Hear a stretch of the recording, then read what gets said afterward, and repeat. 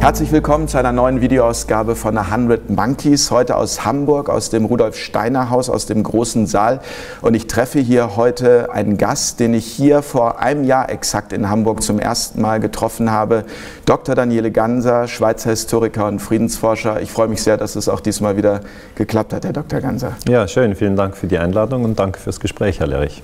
Wir wollen heute darüber sprechen, wie kommen wir aus einer Gesellschaft heraus, die kurz vorm Burnout steht, in eine Gesellschaft, die Lebensfreude und Lebenssinn als Kernziel hat. Aber bevor wir darauf näher zu sprechen kommen, würde mich mal interessieren, wie haben Sie das vergangene Jahr empfunden? Was ist aus Ihrer Sicht besser geworden? Was ist aus Ihrer Sicht schlechter geworden? Ja, das vergangene Jahr 2016 hat natürlich verschiedene Elemente wieder zusammengemischt. Es existiert immer das Gute zusammen mit dem Schlechten. Also man erlebt das ja auch sehr subjektiv, und ich als Forscher, der die internationale Politik anschaut, beobachtet natürlich, gab es Kriege im 2016, und das ist das Schlechte, es gibt weiterhin Kriege. Ja. Ich habe zum Beispiel untersucht, der amerikanische Präsident, wie viele Länder hat er bombardiert? Er hat im letzten Jahr Irak bombardiert, das war Obama. Er hat Afghanistan bombardiert, er hat Syrien bombardiert, er hat Libyen bombardiert, er hat Jemen bombardiert. Also es sind schon eine ganze Anzahl von Ländern, die bombardiert werden. Und gerade wenn man in der Friedensforschung aktiv ist, dann ist es einfach traurig. Ja, dann denke ich mir immer, wir sollten es besser können. Ja, das kann ja nicht sozusagen der beste Ausdruck von uns als Menschheitsfamilie sein. Das vielleicht zum Schlechten, eben ist beim Schlechten natürlich auch die radikalen Fundamentalisten beim IS in Syrien, die enthaupten die Leute nur, weil sie sozusagen in ihrem Dogma festhängen, dass sie die einzig richtige Religion haben, und wenn die einen Christ treffen, dann hauen sie ihm den Kopf ab, oder wenn sie einen Schiiten treffen, hauen sie ihm den Kopf ab. Also ich sage mal, das Thema Gewalt beschäftigt mich weiterhin sehr. Auf der positiven Seite im letzten Jahr 2016 sehe ich aber auch sehr viel. Also das ist mir schon sehr wichtig zu sagen, dass meiner Meinung nach die Friedensbewegung stärker wird. Es ist ein bisschen schwierig zu quantifizieren, ja, das ist ganz schwer zu messen. Ich bin ja aktiv im sogenannten Dachraum, das ist Deutschland, Österreich und Schweiz, diese drei Länder. Deutschland grob gesagt 80 Millionen, Schweiz 10 Millionen, Österreich 10 Millionen, das gibt 100 Millionen. Also wir nehmen hier gerundete Zahlen. Und von diesen 100 Millionen glaube ich, dass ganz viele, ich kann nicht genau sagen wie viele, aber ganz viele lehnen den Krieg grundsätzlich ab. Aus historischer Erfahrung wissen sie, dass Krieg mit Leid verbunden ist. Und sie lehnen auch Kriegspropaganda ab. Also sie wollen gar keine Medien, die ihnen sozusagen erzählen, Krieg sei alternativlos. Und das spüre ich einfach. Ich habe ein Buch geschrieben, Illegale Kriege, das kam im letzten Jahr raus. Das man übrigens wirklich sehr empfehlen kann, ich habe es auch gelesen, und es stehen immer noch erstaunliche Informationen darin, man glaubt es nicht. Also man kriegt den Mund nicht mehr zu, sagt man so schön, bei vielen Dingen, dass das einfach so durchgewunken wird. Ja, also ich war ja viele Jahre mit der Recherche beschäftigt, und es ist tatsächlich so, dass auch als Forscher man manchmal am Tisch sitzt und denkt, man schüttelt den Kopf, oder? Ja, man schüttelt den Kopf. Ich kann vielleicht eine Episode erzählen, wenn ich darf. Also ich habe zum Beispiel in diesem Buch 13 verschiedene Länder untersucht, also Irakkrieg, Syrienkrieg, Libyenkrieg, Afghanistankrieg, aber auch Militärsturz im Iran 53 oder Guatemala 54, und habe dann einfach gesagt, ja, das ist ja alles illegal. Ja, es gibt ja kein UNO-Mandat für das. Und dann habe ich halt die UNO-Protokolle studiert, weil wir Historiker müssen ja eigentlich immer Primärdokumente lesen, und im UNO-Sicherheitsrat oder in der Generalversammlung sind natürlich die Politiker, und die geben da ihre Meinung. Und da habe ich untersucht, was denn der amerikanische Politiker gesagt hat, als sie Kuba bombardiert haben, 1961, ist schon lange her. Aber man kann viel lernen, und dann sagt er einfach, ja, wir sind das gar nicht, wir bombardieren Kuba nicht, sondern das sind kubanische Piloten, die ihr eigenes Land bombardieren, weil sie so sozusagen sauer sind auf Fidel Castro, dass sie fliehen und zuvor das eigene Land noch bombardieren.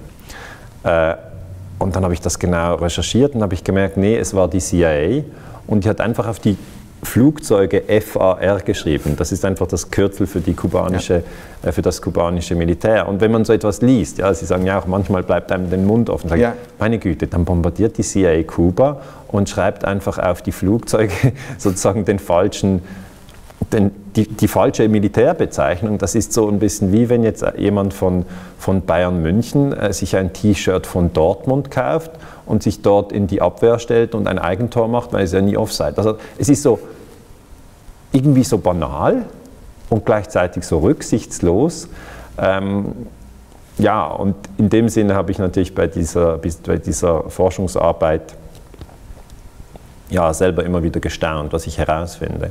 Und um nochmal auf Ihre Frage zurückzukommen, was ist denn Gutes passiert im 2016? Ich habe einfach gesehen, dass es ein sehr großes Interesse gibt. Das Buch wird mehrere 10.000 Mal verkauft und die Leute schreiben Mails, sie laden mich für Vorträge ein. Also es gibt die Friedensbewegung, das sind Tausende, es sind Hunderttausende.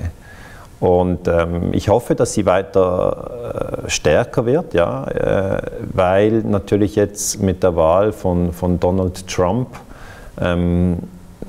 ja, schon wieder ein Kriegsverbrecher im Weißen Haus ist. Also er hat jetzt Syrien bombardiert und da bin ich als Historiker natürlich wieder gefragt worden, wie schätzen Sie das ein? Und dann sage ich, ja, Sie dürfen nicht einfach ein anderes Land bombardieren. Das ist illegal gemäß der UNO-Charta. Also das Völkerrecht verbietet einem Land, ein anderes Land zu bombardieren. Und umgekehrt dürfte ja der Präsident von Syrien, Assad, auch nicht die USA bombardieren. Also das ist reziprok, das gilt für beide. Und es ist eigentlich natürlich traurig, dass dieses Jahr 2017, das jetzt sozusagen sind wir im Frühling, ja, es ist noch nicht so lange her, dass schon wieder diese Gewaltspirale weitergeht. Aber es sind immer mehr Menschen, die wach werden und die sich halt auch fragen, ist das eine gesunde Entwicklung für mich? Ist das eine gesunde Entwicklung für meine Kinder und für meine Enkel? Und die dann doch relativ klar den Entschluss haben, nein, ich hätte gerne weniger Gewalt. Und ich sehe dann einfach den Kontrast mit den Leuten, die völlig in der Gewaltspirale sind. Also ich untersuche dann ganz genau, was hat Präsident Trump gesagt, nachdem er Syrien bombardiert hat. Die Bomben fielen am 7. April 17, das war sein erster Krieg. Und danach hat er ein Interview gegeben. Das fand ich sehr interessant. Er hat mit einer Journalistin gesprochen und hat ihr gesagt, ich habe 59 Raketen auf Irak abgeschossen. Und dann sagt die Journalistin, Syrien. Und dann sagt er, ah ja, Syrien. Das heißt, nicht mal zu wissen, er weiß was nicht mehr, man da tut. Ja, er hat vergessen, welches Land er bombardiert hat. Und darum eben, es gibt Gutes und es gibt Schwieriges parallel. Wie sehen Sie das? Viele Menschen haben ja im Moment die Empfindung, auch durch den Konflikt mit Nordkorea, wir stehen kurz vor einem atomaren Krieg. Da hätte ich gerne mal Ihre Einschätzung dazu, wie Sie das als Friedensforscher sehen. Ist das nur ein medial aufgeblähtes Gespenst, um die Rüstungsindustrie noch weiter zu befeuern, oder ist diese Gefahr tatsächlich real? Also ich halte hier einfach die Wahrscheinlichkeit für nicht sehr groß. Mhm. Ja, also viele Leute haben große Angst vor einem dritten Weltkrieg und ich denke natürlich, die Gefahr besteht immer, ja, dass wir in einen dritten Weltkrieg reinrutschen. Wenn einer wirklich mal durchdreht. Genau, wenn einer richtig durchdreht, haben wir als Menschheitsfamilie, ich spreche gern vom Gedanken der Menschheitsfamilie, weil Familie als Begriff überwindet die Spaltung in Nationen, überwindet die Spaltung nach Klassen, also reich, arm. Nationen wie eben Nordkorea, USA oder Nordkorea, Deutschland oder Deutschland, Schweiz. Also diese Spaltungen, sagt die Friedensbewegung, müssen überwunden werden. Überwindet auch die Spaltung in Parteien, also AfD oder die Linke oder CDU, all diese, die gehören alle zur Menschheitsfamilie. Und überwindet auch zum Beispiel die Spaltung Mann-Frau. Also all diese Spaltungen sollten überwunden werden, indem wir von der Menschheitsfamilie sprechen. Und jetzt würde ich vielleicht das Argument so entwickeln, dass ich sagen würde, wir haben als Menschheitsfamilie tatsächlich das Potenzial zur Selbstauslöschung. Also nicht nur individuell haben wir das Potenzial zum Suizid, also uns selber zu töten, sondern wir haben auch die Fähigkeit, rein technisch, um ganz viele Menschen zu töten, also wirklich Millionen. Ja, Millionen. Und auch die Lebensgrundlagen zu zerstören. Wir haben das. Jetzt ist es aber so, wir haben das noch nicht so lange. Ja, wir haben das eigentlich jetzt, wenn man sagt, seit 100 Jahren, oder wenn man die Waffentechnik anschaut, kann man sagen, Hiroshima und Nagasaki waren die ersten Atombomben, die man wirklich auf Zivilisten abgeworfen hat, 1945. Und dort hat man auch gesehen, das hat nicht die Welt ausgelöscht. Es war natürlich für Japan ein sehr leidvoller Moment, ja, aber Japan existiert weiterhin. Das heißt also, man kann auch einen atomar geführten Krieg überleben. Nur ist es wichtig zu verstehen, 1945 waren die USA das einzige Land, das Atombomben hatte. Das heißt, damals haben die USA ihre Atombomben eingesetzt und niemand konnte nuklear antworten. Also Japan hatte keine Atombomben und konnte die dann auf Washington abschießen. Und darum ist die Situation heute schon gefährlicher. Sie haben Nordkorea angesprochen. Jetzt, wenn man sich überlegt, dass wir jetzt mehrere Länder haben, die Atombomben haben, das sind die 5 Länder im Sicherheitsrat, haben die Atombombe, das sind die USA, das sind Russland, das ist China, das ist Frankreich und das ist Großbritannien, das sind die 5 Siegermächte vom Zweiten Weltkrieg, das sind auch diese Mächte, die ein Veto haben im UNO-Sicherheitsrat, die haben alle die Atombombe. Zudem hat Israel die Atombombe, Indien hat die Atombombe und Pakistan hat die Atombombe. Das heißt, sind wir schon bei 8. Und bei Nordkorea geht man davon aus, dass die Atombombe auch haben, also haben wir 9. Das heißt, wenn es so weitergeht, haben bald 10 Länder die Atombombe. Ja. Wie viele Länder sind wir insgesamt? Das sind 193 Staaten, UNO-Mitgliedstaaten, also kann man vereinfacht sagen, wir haben 200 Länder. Von diesen 200, wenn wir jetzt einfach grobe Zahlen nehmen, damit die Leute möchten ja das in etwa einschätzen. Von diesen 200 haben 10 Staaten die Atombombe. Also ich arbeite mit groben Zahlen. Und wenn halt diese 10 untereinander in einen direkten Konflikt kommen, dann ist das etwas ganz anderes, als wenn der Irak und der Iran sich gegenseitig konventionell bekriegen.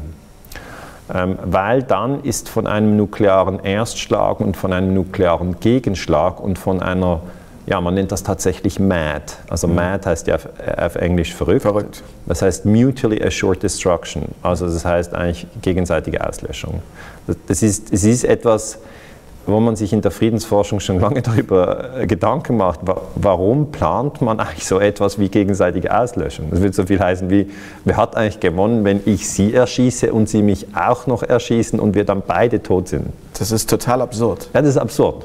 Aber das ist einfach, ich sage mal, der Endpunkt der Gewaltspirale. Aber das hängt auch ganz stark, glaube ich, einfach dann am Ende mit dem Ego zusammen, oder? Das ist nur das Ego. Das ist nur Ego. Das ist nur das Ego, weil das Ego möchte den anderen auslöschen, weil es sich immer wieder, ich sage mal, bedroht fühlt. Ja, es fühlt sich bedroht, es fühlt sich minderwertig, es hat ganz verschiedene Krisen.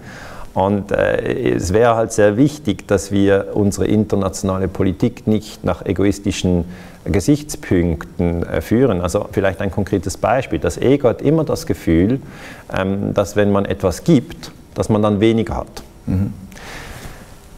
Wir wissen aber aus der Friedensforschung, dass das in ganz vielen Fällen einfach überhaupt nicht stimmt. Das Gegenteil ist eigentlich der Fall. Ja, sehr oft. Also man muss halt spezifisch schauen. Ich habe hier jetzt 2 Schuhe an. Ja, wenn ich einen abziehe und Ihnen einen Schuh gebe, habe ich tatsächlich nur noch einen. Ja, wäre für mich jetzt schlecht, weil ich muss ja auf den Flieger und... Ja, ich würde Ihnen einen von mir zurückgeben. Okay, gut, aber würden wir vielleicht nicht passen.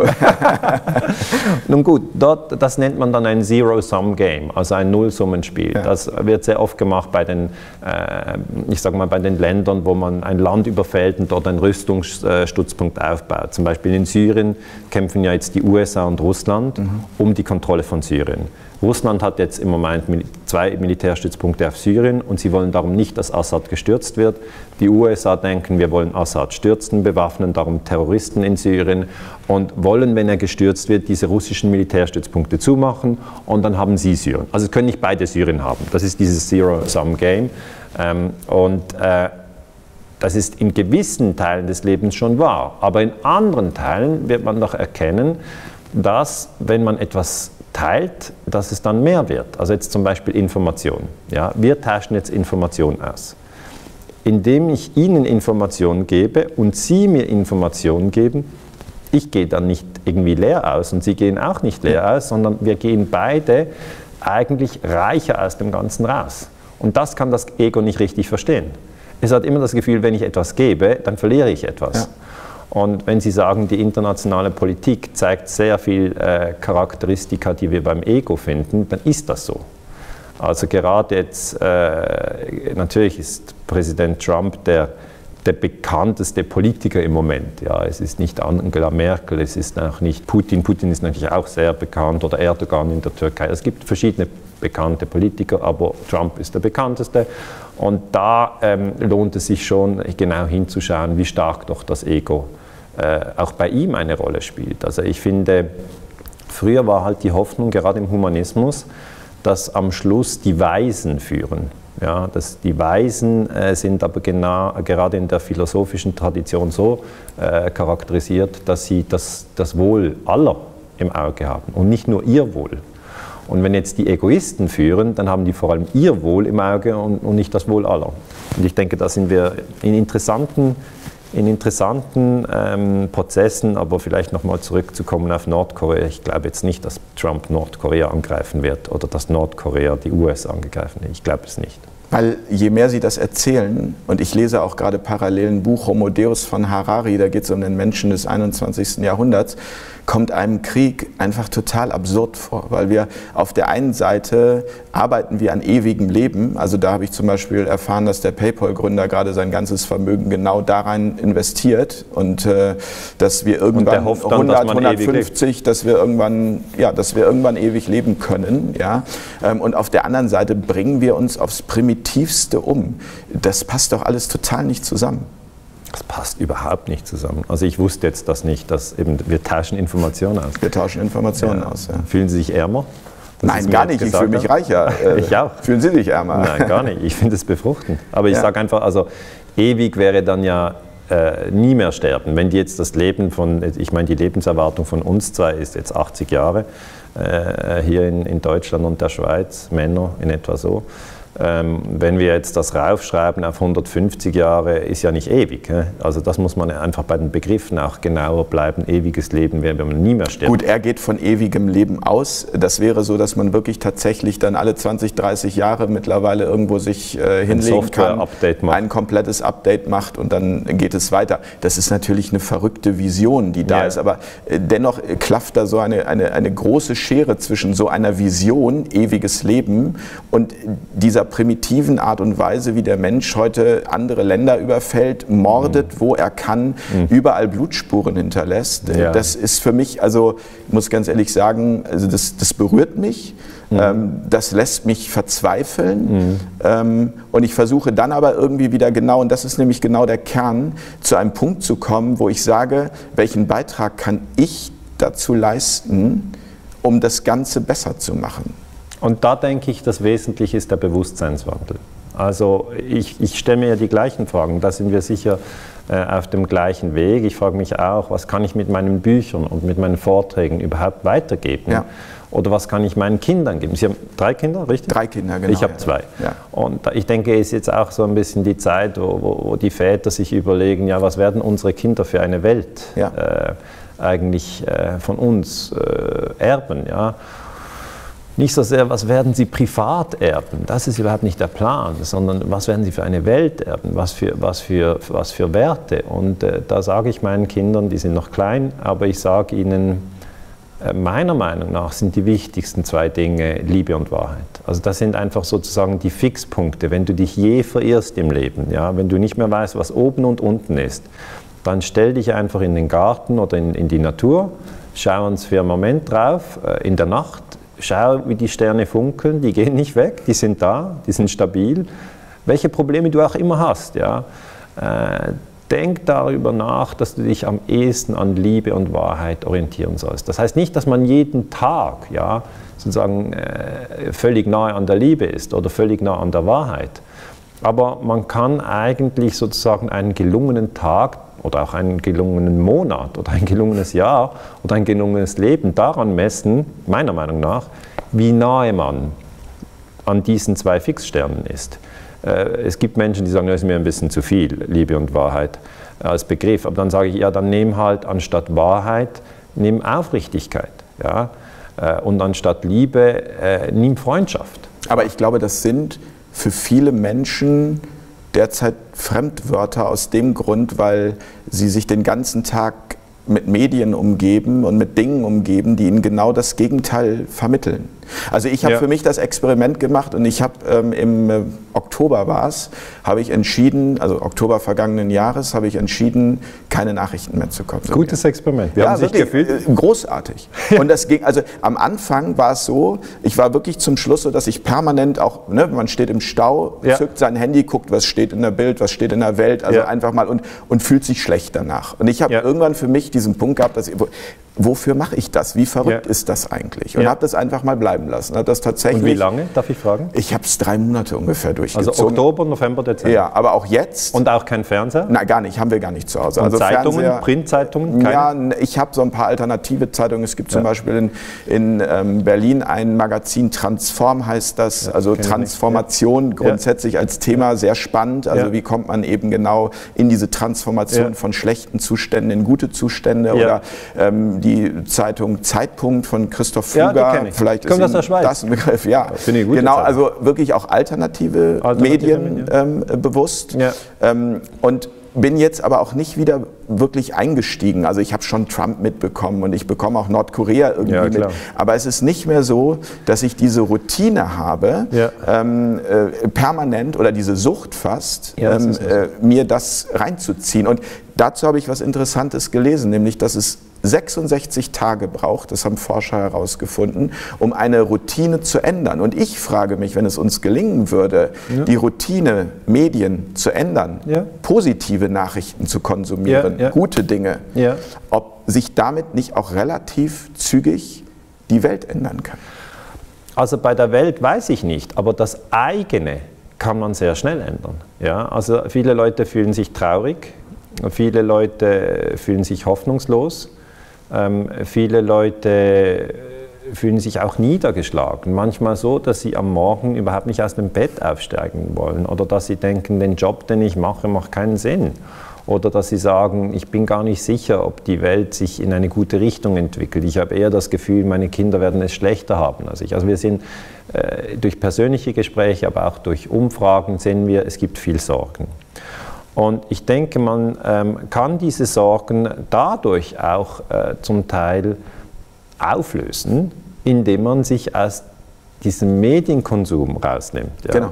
Die Leute sagen, aber das ist doch schlimm, dann weiß ich ja gar nicht, wer sich gerade in die Luft gesprengt hat und wer enthauptet wurde. Aber die glauben, Nachrichten sind Wissen und das ist gar kein Wissen in dem Sinne. Nein, das ist ja ein völliger Irrtum. Ich denke, was Sie gemacht haben, finde ich jetzt zum Beispiel eine sehr gute Idee. Einmal ein 3-monatiges Timeout. Ich denke, ein 2-Tages-Timeout reicht noch nicht.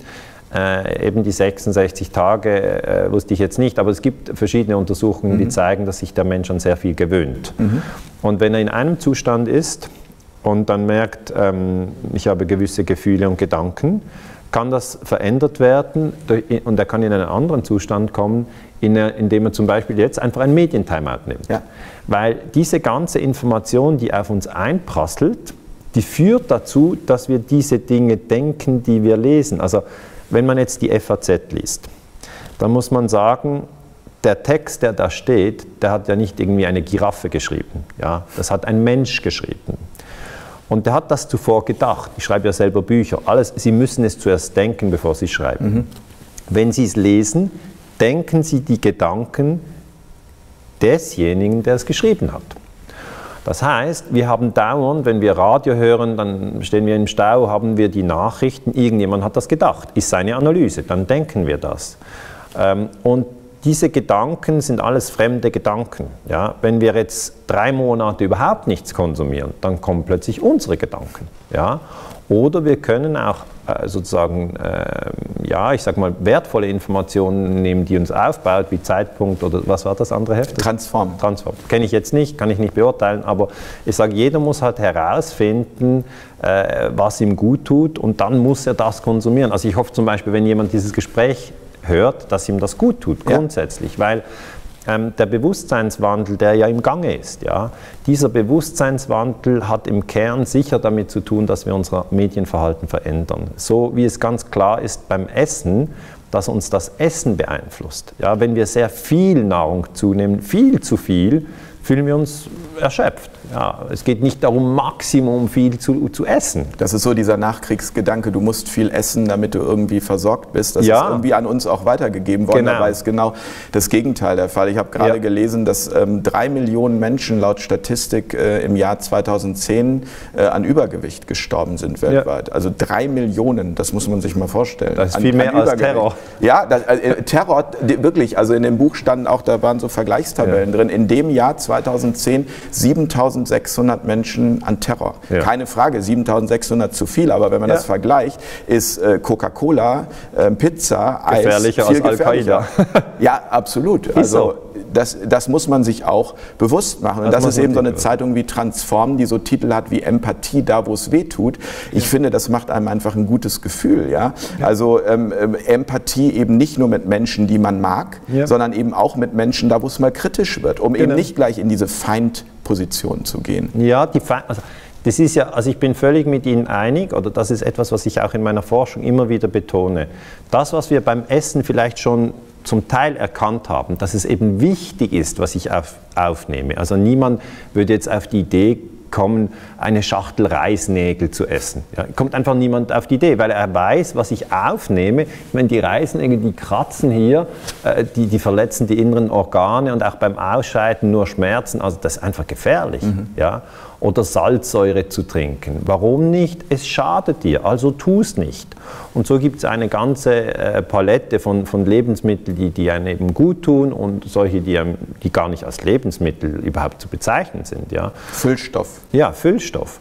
Und da denke ich, ist sozusagen ein Bewusstsein, auch hier in Deutschland und in der Schweiz, in Österreich, in anderen Ländern, wo wir alle genügend zu essen haben. Niemand ist dabei zu verhungern, sondern wir fragen uns ja, was soll ich essen, wie viel soll ich essen, das ist völlig zentral.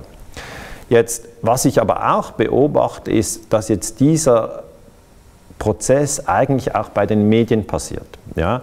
Nachdem wir herausgefunden haben, wir sollten nicht jeden Tag im McDonald's essen, weil das ist Fast Food, idealerweise nie im McDonald's essen, meiner Meinung nach, sollten wir eben auch bei den Medien erkennen, dass alles, was wir lesen und hören oder sehen, dass wir das aufnehmen.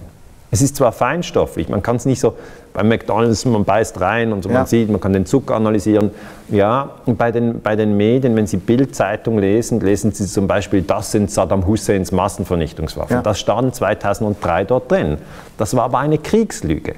Die absorbieren Sie ungefiltert, ja, glauben dann das, obwohl es nicht so ist. Dann sind Sie für einen Krieg, nämlich den Bombenhagel auf Irak, obwohl sie niemanden im Irak kennen, zudem die ganze Sache nicht recherchiert haben.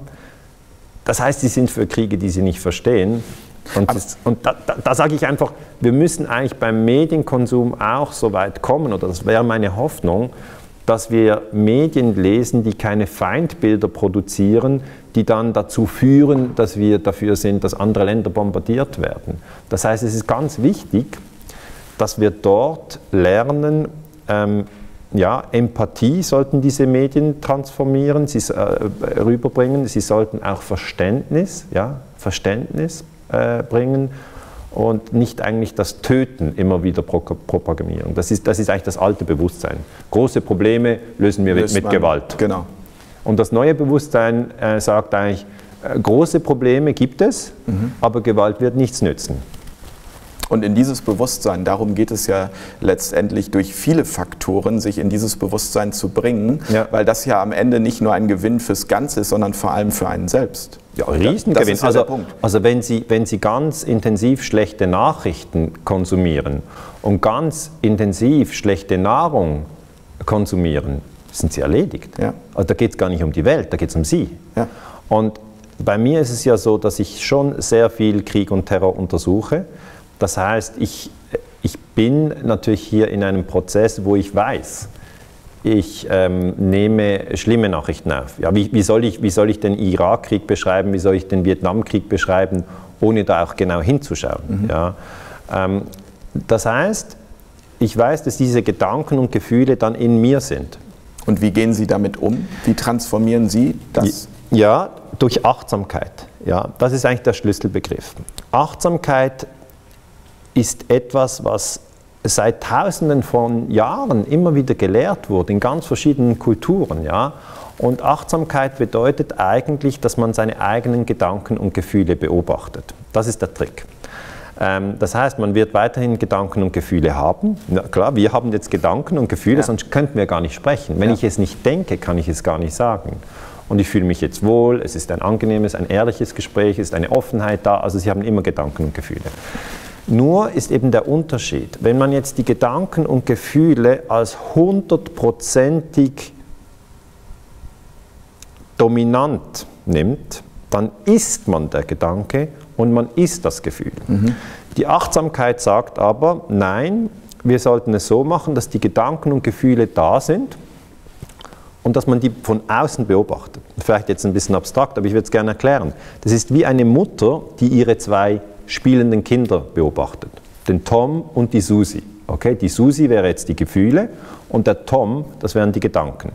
Und die Mutter beobachtet diese Kinder. Und so sollten wir innerlich mit uns selbst umgehen. Also vielleicht mal die Augen schließen und dann sich beobachten, was fühle ich eigentlich? Was denke ich eigentlich? Und wenn ich jetzt die Kriege analysiere, merke ich natürlich, ja, eine gewisse Trauer ist da. Oder die Gedanken sind dann auch so, dass ich denke, die haben sich so getötet und die haben das so gemacht. Zum Beispiel das Pentagon hat vorgeschlagen im Kampf gegen Kuba, man soll ein Schiff in die Luft sprengen und das Fidel Castro anhängen und damit könnte man die amerikanische Bevölkerung täuschen und dann eine Invasion machen. Gut, ich studiere die Dokumente und dann denke ich, abgefahren. Okay, die wollen ihr eigenes Schiff in die Luft sprengen und das den anderen anhängen. Ja, das nennt sich False Flag Strategy of Tension. Also das sind spezielle Techniken der verdeckten Kriegsführung. Und dann habe ich mich gefragt, warum wollen die das tun? Und die Kriegspropaganda, auch von Joseph Goebbels, ganz klar gesagt, zielt darauf ab, die Gedanken und die Gefühle der Menschen zu lenken. Okay? Sie sprengen ein Schiff, drucken das in der Zeitung und sagen Fidel Castro was. Die Leute identifizieren sich sofort mit diesem Gedanken, sie nehmen ihn auf, wie man Fastfood einfach isst, ohne Achtsamkeit, und dann erscheinen sie, tötet Fidel. Okay? Also das ist einfach das Problem. Und die Achtsamkeit verhindert das. Warum? Sie schafft einen Gap, okay, wie einen Zwischenraum zwischen den eigenen Gedanken und Gefühlen einerseits und dem Bewusstsein auf der anderen Seite. Das heißt, die Mutter oder der Vater beobachtet seine zwei Kinder. Diese zwei Kinder sind die Gedanken und die Gefühle. Die sind immer mit ihnen, bis sie sterben. Sie selber sind aber weder die Kinder, weder die Gedanken noch die Gefühle, sondern sie sind das Bewusstsein, in dem die Gedanken und die Gefühle aufsteigen. Okay? Und das, wenn man diese Technik selber übt, dann kann man durch Kriegspropaganda überhaupt nicht mehr auf den Boden geworfen werden. Man ist nicht mehr emotional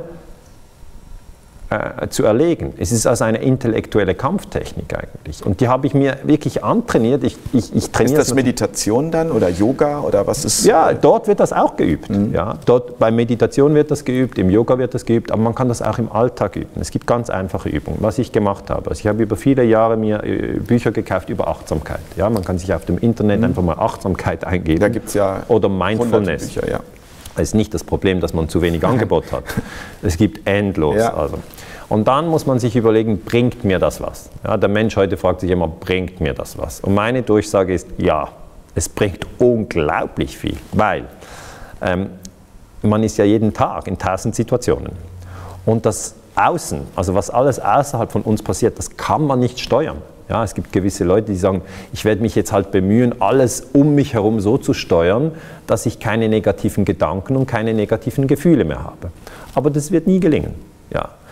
Die zweite Möglichkeit ist, dass Sie nach innen schauen und innen steuern. Das kann gelingen. Okay? Über das Innen haben Sie Kontrolle, über das Außen nicht. Wie kann man denn sozusagen das trainieren? Also die Übung, die ich gemacht habe, ist zum Beispiel, dass mir immer wieder mal was runtergefallen ist. Irgendwie man nimmt ein Glas aus dem Schrank und das passiert mir jetzt nicht oft, ich bin nicht so ein Schussel, aber hin und wieder knallt ein Glas runter. Und dann habe ich früher, als ich eben nicht diese Art Achtsamkeit hatte, habe ich einfach gesagt, Scheiße. Ja. Ja, das kommt so schnell. Normale Reaktion. Ja, und das kommt so schnell, dass das nicht das Glas fällt, dann vergehen 10 Minuten und ich sage Scheiße, sondern dass im Moment, wo das aufschlägt, kommentiere ich und sage Scheiße. Jetzt, das Achtsamkeitstraining sagt, sag einfach nichts. Das ist schwierig. nicht kommentieren. Das Glas fällt, man hört es fallen. Es zerberst. Die Scherben sind überall. Das heißt, es verändert sich im Außen nichts. Ja? Das bedeutet ist nicht, ja eh passiert. Ja, nee, aber ich sage ja, das Achtsamkeitstraining verändert nicht, dass das Glas fällt. Nee. Das geht dann nicht durch die Luft wieder rauf. Es knallt runter. Ja. Aber die Reaktion ist eine andere. Ich beobachte dann meine Gedanken und meine Gefühle. Und die sind immer noch, oder? Die Gedanken machen, nicht jetzt ist dir das Glas runtergefallen, du musst in 5 Minuten aus dem Haus, jetzt hast du keine Zeit, jetzt musst du das noch zusammenwischen oder hier ist noch der Salat, hoffentlich sind keine Splitter drin, sonst haben die Kinder die Splitter. Genau. Und einfach, es macht einen riesen Tram-Tram. Ich sage kein Wort. Ich sage kein Wort. Das ist das Training. Nichts sagen. Oder bei uns ist das so, dass manchmal die Kinder vielleicht ein Glas umstoßen. Ja, am Tisch, man sitzt, jeder hat ein Glas mit Wasser. Das kommt eigentlich ständig vor. Ja, es kommt dauernd vor. Und dann jemand will etwas irgendwo nehmen und dann stoßt er ohne Absicht an ein Glas, dann kippt das um und dann kommt so das Wasser, wir trinken immer nur Wasser, und dann kommt das Wasser und fließt so über den Tisch und tropft auf die Hose. Auch das wieder löst Gedanken und Gefühle aus. Immer. Es ist überhaupt nicht so, dass irgendjemand da keine Gedanken und Gefühle hat. Jetzt, früher, als ich nicht achtsam war, habe ich dann gesagt, pass doch auf. Okay, so im Sinn von, großes Problem und du bist schuldig. Also es ist eine schnelle Reaktion. Heute schweige ich einfach. Ich schweige einfach. Ich beobachte mich selber, hol entweder einen Lappen oder sag dem Kind, hol doch einen Lappen, aber es ist keine Krise. Und natürlich ist es keine Krise, wenn ein bisschen Wasser auf die Hose tropft. Es ist ja gar keine. Nee. Weitere ganz tolle Möglichkeit, um zu üben, Achtsamkeit, ist der Straßenverkehr.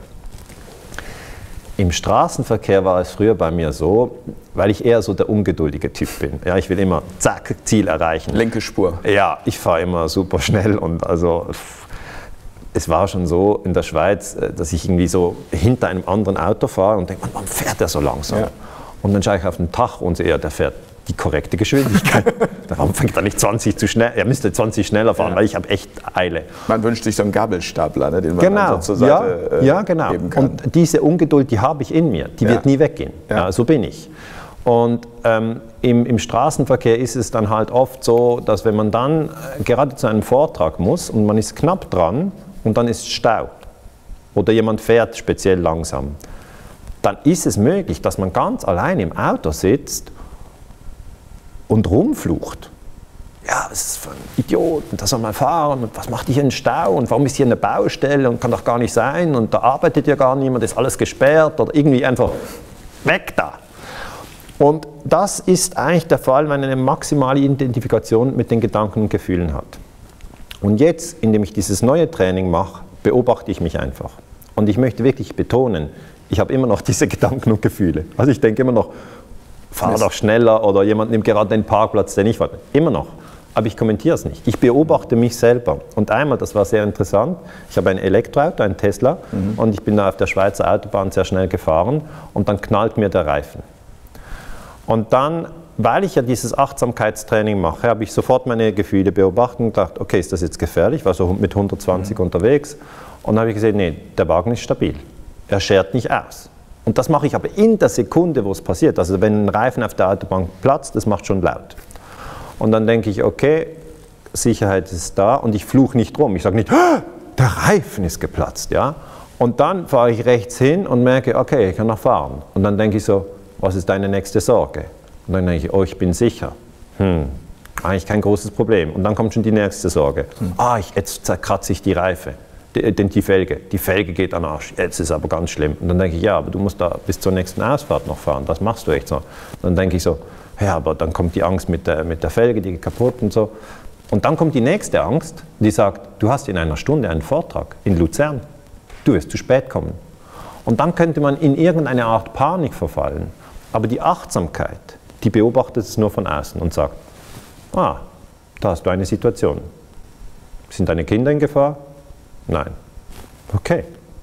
Hast du noch beide Arme? Ja. Okay. Hast du noch beide Beine? Ja. Okay. Entspann dich. Und dann war ich völlig cool. Ich war völlig cool.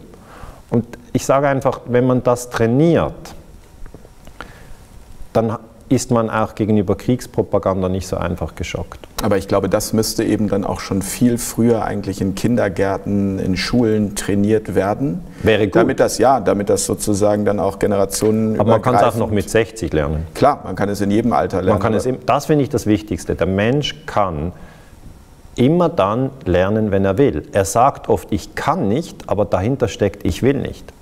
Aber das ist ja dann, wenn ich Sie richtig verstehe, auch, dass man durch die Achtsamkeit im Inneren eine Ruhe und eine Zufriedenheit bekommt. Und diese innere Zufriedenheit ist ja am Ende viel mehr wert als das Äußere, als das Materielle. Aber interessanterweise, und ich glaube, darin liegt ja auch ein großes Problem, dass eben die meisten Menschen sich daran gewöhnt haben, dass das Materielle die größte Position in ihrem gesamten Leben einnimmt. Also ich habe eine Zahl gefunden, die Glücksforschung hat herausgefunden, dass nur 10% unseres Glücksniveaus von äußeren Umständen abhängen. Also nur 10%, aber wir wenden eigentlich alles dafür auf. Und dafür, für Achtsamkeit braucht man ja nicht viel. Ist gratis. Man braucht einfach nur eine Haltung, ein Bewusstsein dafür. Ja, es ist unglaublich. Also es ist wirklich eine gute Nachricht. Also als ich das eine super Nachricht, aber wie kriegen wir das massenkompatibel?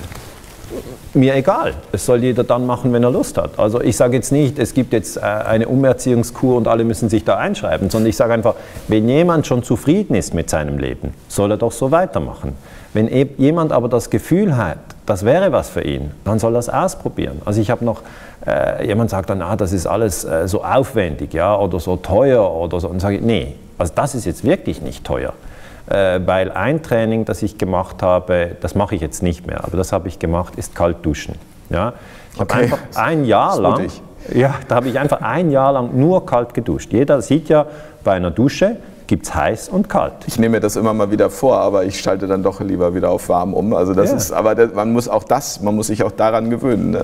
Ja, es ist einfach auch eine gute Möglichkeit, halt zu sagen, ich teste das. Ja? Ich bin ein neugieriger Typ. Ich habe auch mal Bungee-Jumping gemacht, einfach zum Schauen, wie ist das? Oder ich fahre gern Snowboard oder ich untersuche dann halt die Terroranschläge vom 11. September, weil ich wissen will, wie es war. Ja? Das heißt Interesse, Lebensfreude.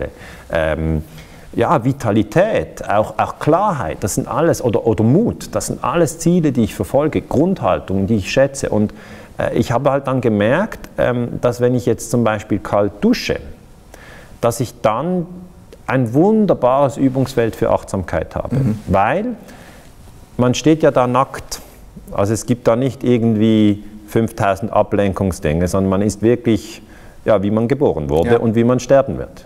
Also man ist reduced, ohne Smartphone, ohne dieses, ohne das, einfach you alone. Und dann steht man vor dieser Dusche und es war wirklich lustig, dann hat mein Kopf, das ist der Verstand, der produziert unglaublich viele Gedanken, und man hat immer das Gefühl, die sind alle so wichtig und alle so neu, aber die Hirnforschung hat gezeigt, dass etwa 90% unserer Gedanken alte Platten sind, die dauernd laufen und die nicht mal gut sind. Also sind jetzt nicht die Top-Sound-Leader, sondern das sind zum Teil, wenn so eine Platte runterfällt und kaputt ist, ist es voll gut. Und dann stehe ich also vor dieser Dusche und dann sagt mein Kopf, ich kann mich genau erinnern, er sagt, das machst du jetzt nicht wirklich. Das ist jetzt aber ein Witz. Ich habe keinen Bock, kalt zu duschen. Warum tust du das? Und dann sage ich, ich habe mir das vorgenommen, ich mache ein Achtsamkeitstraining. Achtsamkeitstraining, das ist jetzt eine idiotische Idee. Wer hat denn das gesagt? Du glaubst auch alles, was dir irgendjemand sagt. Lass es doch bleiben. Heute hast du eine warme Dusche. Nein, ich mache jetzt das. Also einen starken Willen muss man schon haben.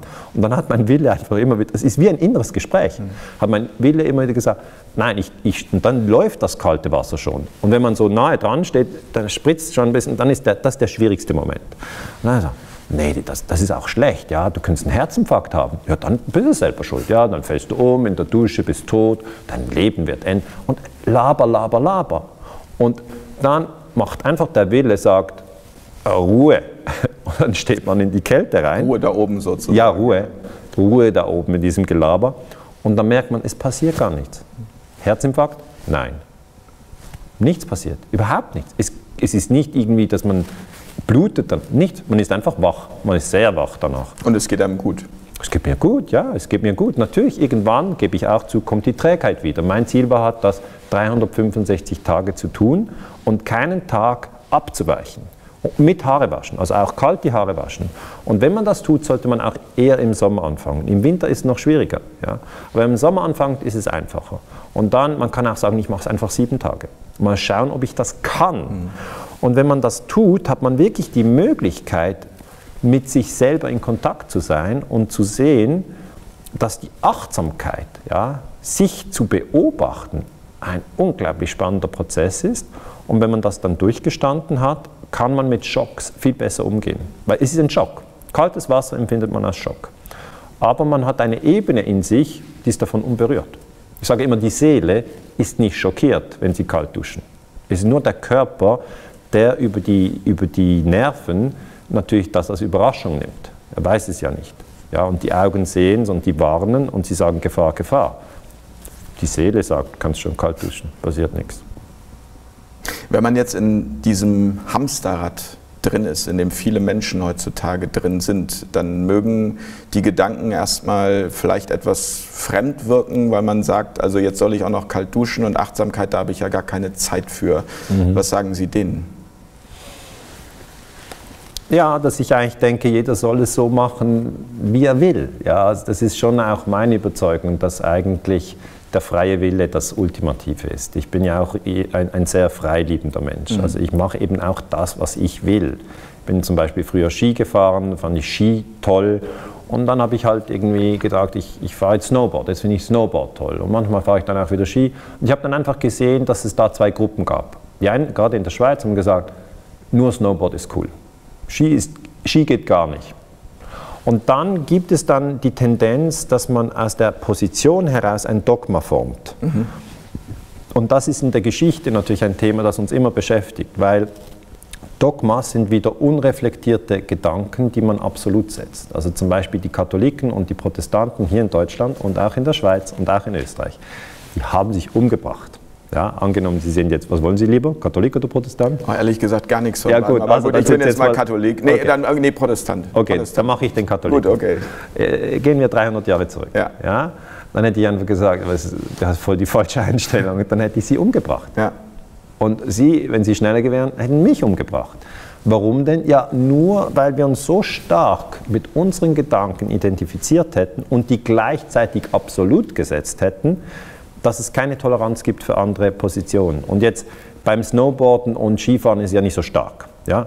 Aber es kann zum Dogma werden, dass einfach die eine Gruppe sagt, alle, die Skifahren, die sind einfach nicht cool. Ja, das geht gar nicht. Und alle, die halt die andere Gruppe sind, also ich beobachte einfach immer wieder dogmatische Strukturen, zum Beispiel beim Essen streiten dann die Veganer mit den Vegetariern. Ja? Weil es halt irgendwie, oder wenn noch ein Fleischesser dazu kommt, gibt es schon fast Krawall. Ja. Das habe ich beobachtet, habe ich real beobachtet. Ich persönlich bin Vegetarier, ich bin jetzt nicht Veganer, aber jeder hat dann irgendeine Gruppe.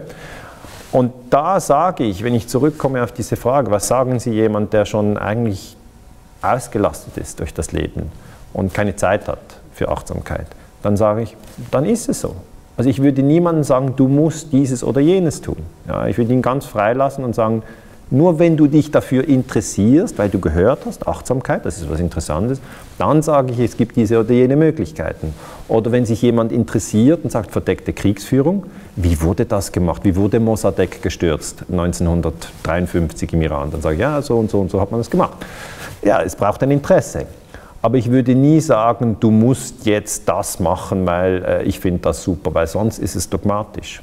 Und das ist eben in der Friedensbewegung meiner Meinung nach eine Gefahr. Es darf nie dogmatisch sein. Man muss immer den freien Willen des anderen respektieren und das bedeutet auch, wenn er am Schluss eine andere Meinung hat und sagt, meine Meinung ist jetzt Fleisch zu essen. Zum Beispiel mein Vater ist verstorben, aber er war voll davon überzeugt, er muss jeden Tag Fleisch essen, sonst hat er zu wenig Kraft.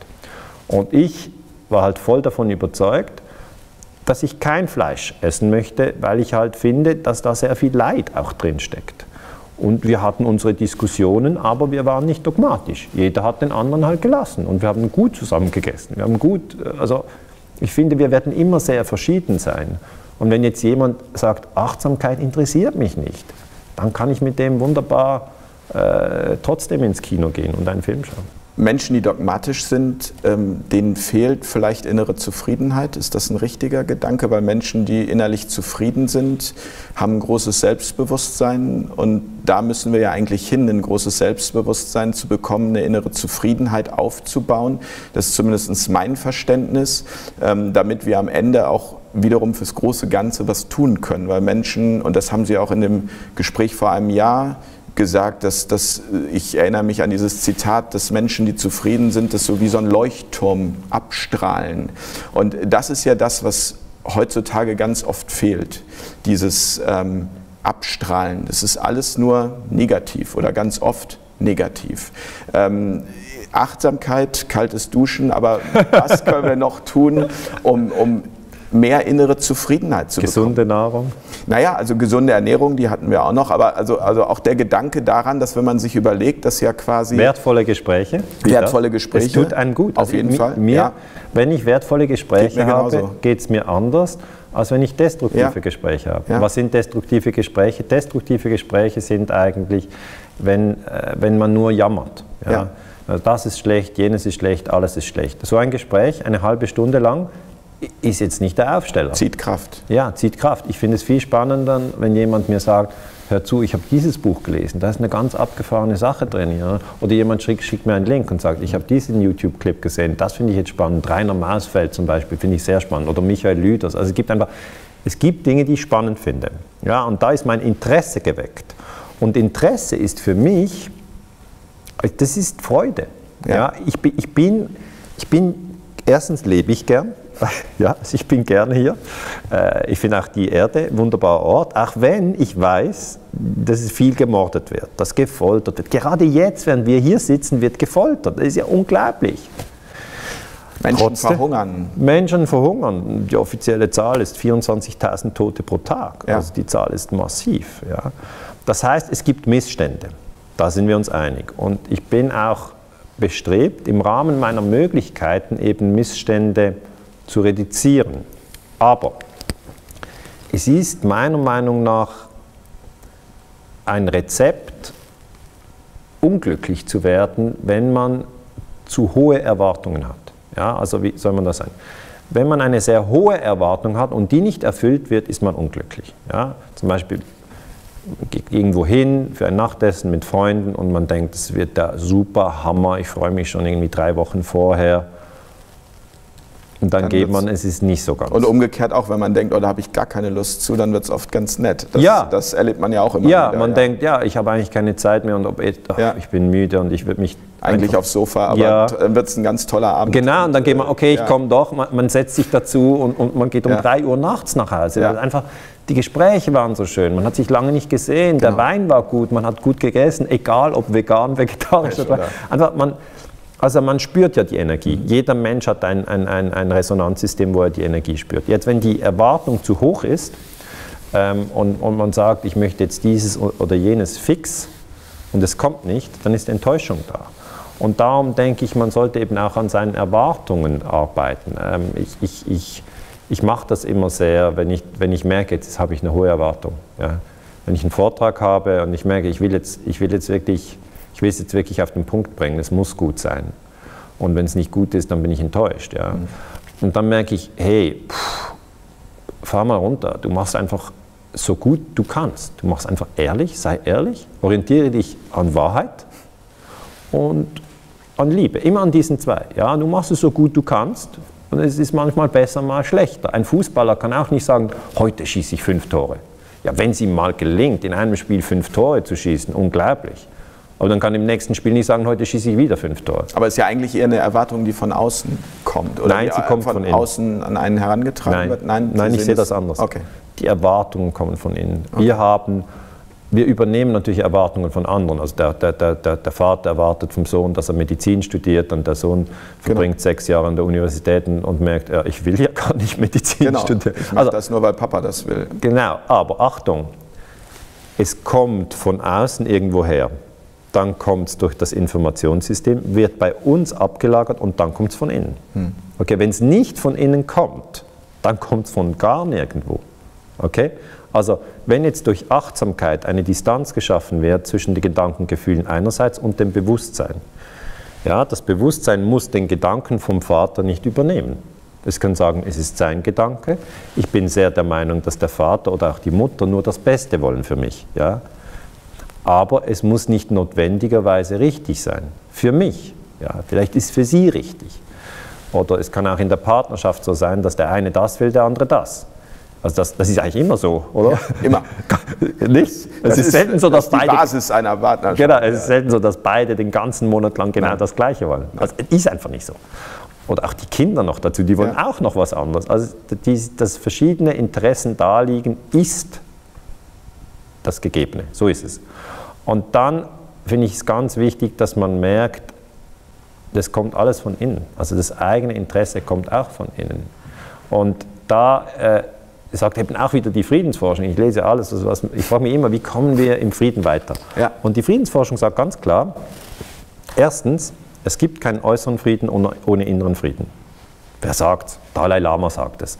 Ist er qualifiziert? Ja, er ist Friedensnobelpreisträger. Kann man dem trauen? Ich finde schon. Ja. Zweiter Punkt. Friedensforschung sagt auch, wir sollten davon ausgehen, dass wir Konflikte haben. Wir haben immer Konflikte. Diese Idee, dass jemand hat mir gesagt, ja, was machen Sie denn? Ich sage, ich bin Historiker und Friedensforscher. Ah, dann haben Sie keine Konflikte. Ja, sage ich, überhaupt nicht. Ich habe viele Konflikte. Der Punkt ist, dass ich davon überzeugt bin, dass wir Konflikte ohne Gewalt lösen sollen. Und das ist wieder der Bewusstseinswandel. Früher hatten wir die Überzeugung, dass gewisse Konflikte mit Gewalt gelöst werden müssen. Ja? Und heute bin ich der Überzeugung, dass wir eben mit Gewalt überhaupt keine Konflikte vernünftig lösen, sondern immer so, wie wir es jetzt gerade machen, im Gespräch. Im Dialog halt. Im Dialog. Das heißt, man müsste eigentlich das Verteidigungsministerium schließen und ein Verständigungsministerium aufbauen. Das wäre der richtige Weg. Absolut. Übrigens, wenn das Pentagon Verteidigungsministerium genannt wird, ist es auch ein falscher Begriff. Es sollte Angriffsministerium werden. Aber wenn wir das auf der Seite lassen, ist eigentlich die Friedensbewegung heute schon so klar, dass sie sagt, Konflikte sind normal. Man hat Konflikte mit dem Nachbar, weil er irgendwie die Hecke zu hoch geschnitten hat. Man hat Konflikte mit dem anderen Nachbar, weil er obendran wohnt und die Kinder bis um 11 Uhr nachts rumrennen. Man hat Konflikte mit dem Chef, weil der Chef irgendwie gesagt hat, deine Arbeit ist schlecht, dann fühlt man sich schlecht. Man hat Konflikte mit dem Partner, weil 1000 Gründe. Man hat Konflikte mit den Kindern. Also Konflikte sind normal, da sollte man sich wirklich entspannen, das ist normal. Und dann ist eigentlich die Frage, wie stark ist man fähig, Konflikte ohne Gewalt zu lösen. Da muss man sagen, da sind wir schon ziemlich weit. Ja? Früher gab es viel mehr Gewalt in den Familien. Kinder wurden geschlagen, in der Schule gab es Gewalt, wurde geschlagen. Heute ist das viel weniger der Fall. Kann das sein, dass das daran liegt, dass wir heute freier sind und früher die Strukturen enger gezogen waren, dass Menschen, die grundsätzlich sich frei fühlen, auch nicht so gewaltvoll sein können? Vielleicht ist das der Zusammenhang. Es war auf jeden Fall die Überzeugung, eine züchtigende Hand kann nicht schaden. Genau. Und heute wissen wir, das schadet sehr. Das heißt, das, was wir doch eigentlich stärken sollten, ist das Vertrauen. Das Vertrauen ineinander, auch in das gute Potenzial. Also ich traue Ihnen zum Beispiel sehr viel zu in den nächsten 40 Jahren, dass Sie sich wunderbar das kann ich so zurückgeben. Ja, schön. Also, aber das ist ja auch das, was ich meinen Kindern zutraue. Ja. Und überhaupt gehe ich mit viel Vertrauen ins Leben. Und ich sehe einfach gemäß dem Gesetz der Resonanz, kommt einfach das zurück, wo man sozusagen das Bewusstsein drauf hat. Das ist ja eine ganz interessante Sache mit diesem Gesetz der Resonanz. Ich habe das bei mir, also ich habe das einfach beobachtet, als meine Frau schwanger war, dann war das für mich wichtig, sehr. Ich wusste, jetzt werde ich Vater. Und dann war halt das Thema plötzlich groß. Und dann habe ich wirklich in Basel, in der Stadt, habe ich sehr viele schwangere Frauen gesehen. Ja. Da habe ich gedacht, meine Güte, was für ein Zufall, dass jetzt alle gerade jetzt schwanger sind, wo meine Frau schwanger ist. Also vielleicht ist jetzt gerade Saison. Ja. Später habe ich gemerkt, als die Kinder geboren wurden, habe ich schwangere Frauen nicht mehr gesehen. Das heißt, ich war nur auf Resonanz und ich hatte es auch beim Autofahren. Also als ich meine Fahrprüfung machte mit 18, Ist das in Deutschland auch so? Ab 18? Ist auch mit. Gut. Man kann, glaube ich, schon mit 17 beginnen, aber mit 18 gibt es dann den Führerschein. Genau. Das sind meine Informationen, ob die jetzt ganz richtig sind, aber ja, wir sind nicht das 17, Verkehrsamt. 18, wir sind nicht das Verkehrsamt. Aber einfach, es war halt für mich ganz wichtig, dass ich, also mein 18. Geburtstag, ich wollte keine Geschenke, ich wollte einfach am 18. Geburtstag sofort losfahren.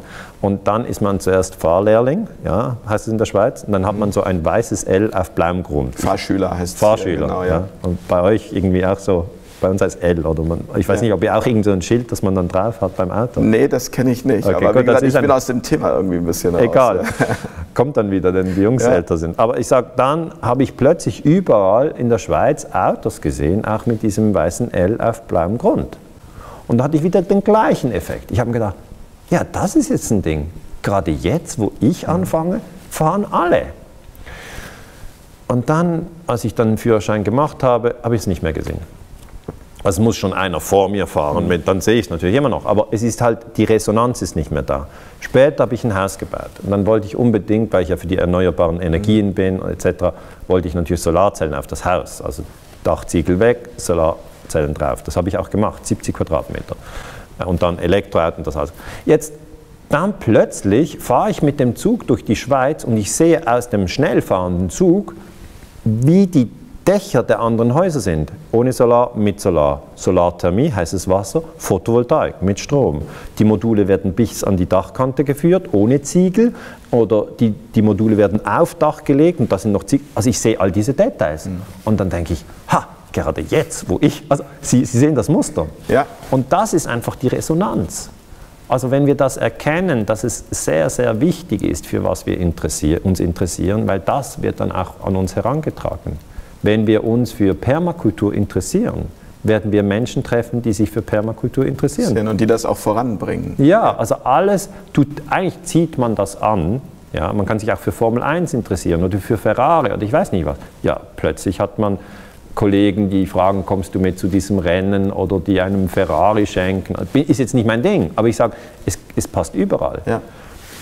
Und es ist auch so, dass ich glaube, um nochmal auf dieses Thema innere Zufriedenheit zu sprechen zu kommen, ich glaube, ich spreche das so häufig an, weil ich auch Sie als einen extrem inneren, zufriedenen Menschen einschätze. Also Sie kommen mir sehr zufrieden vor, obwohl Sie eben ein schwieriges Thema haben, obwohl Sie medial oftmals in der Kritik stehen, obwohl Sie eigentlich auch so durchs Leben laufen könnten, laufen Sie eher erhobenen Hauptes und glücklich durchs Leben. Und ich finde, das ist ja sehr spannend zu sehen, wie man eben und das wäre jetzt meine Vermutung, eben durch Sie haben es mal so schön gesagt, wenn man sich den Rücken nicht verbiegen lässt, zu dem kommt, eben zu dieser inneren Zufriedenheit, weil man das tut, wofür man hier ist. Genau. Und ich glaube, das ist ein Kernpunkt, dass wir machen in den Schulen heutzutage immer noch, finde ich aus meiner Sicht, die Fehler, dass wir die Kinder so unterrichten, dass wir ihnen Dinge beibringen, die sie nicht wirklich brauchen, aber sie müssen es halt lernen und danach werden sie bewertet. Mein Sohn hat mich neulich gefragt, der Mittlere mit 9, hat gesagt, Papa, warum kann ich die Sachen eigentlich nicht dann lernen, wenn ich mich dafür interessiere? Ich finde, das ist eine kluge Frage. Eine Frage, wo man sagen müsste, das wäre eigentlich der Weg, um auch schon Kinder dahin zu bringen, wo sie hin sollen. Ich meine, wir sind heute im Rudolf-Steiner-Haus. Waldorf hat da schon eine viel bessere, eine viel menschlichere Philosophie. Und ich glaube aber dennoch, dass das grundsätzlich noch viel mehr Menschen erreichen müsste. Also diese Suche nach dem eigenen Talent. Weil ich bin davon überzeugt, das ist auch ein ganz wichtiger Punkt, um eben nicht gewaltvoll zu sein, um nicht dogmatisch zu sein. Ja, es ist tatsächlich so, wir sind hier im Rudolf-Steiner-Haus und ich habe hier auch einen Bezug. Also ich war 12 Jahre auf der Rudolf-Steiner-Schule, Waldorfschule in Basel am Jakobsberg. Und ich finde es eben auch lustig, das, was Sie gesagt haben, dass schon eigentlich die Schulzeit eine wichtige Zeit ist. Und bei mir war das so, und darum finde ich es lustig, wir haben sehr viel auf der Bühne gestanden. Sehr, sehr viel. Wir hatten Aufführungen, dieses, jenes. Und ich habe dann als Schüler noch gedacht, mache ich eigentlich gerne, ich stehe gerne auf der Bühne, aber eigentlich für mein echtes Leben später kann ich das nicht gebrauchen. Ja, weil ich wollte nicht Schauspieler werden und ich habe mir gedacht, ja, was bringt jetzt das, wenn man vor vielen Menschen steht? Und da habe ich gedacht, ich muss unbedingt vielleicht in Französisch, da muss ich mich anstrengen, das kann man sicher gebrauchen, oder in Mathematik oder in Geografie, einfach, das sind so die guten, wichtigen Fächer und dann halt irgendwie das 8-Klassstück oder das 12-Klassstück, das ist mehr Spaß. Und heute stehe ich ja mit den Vorträgen sehr oft vor den Menschen und ich merke, dass ich das gerne tue, dass ich keine Angst habe und dass das viel damit zu tun hat, dass ich das tun durfte, spielerisch tun durfte in jungen Jahren. Das ist vielleicht ein Punkt. Und den anderen Punkt, den Sie angesprochen haben, ja, es ist so, dass ich viel angegriffen werde, ja, und dass es natürlich Gründe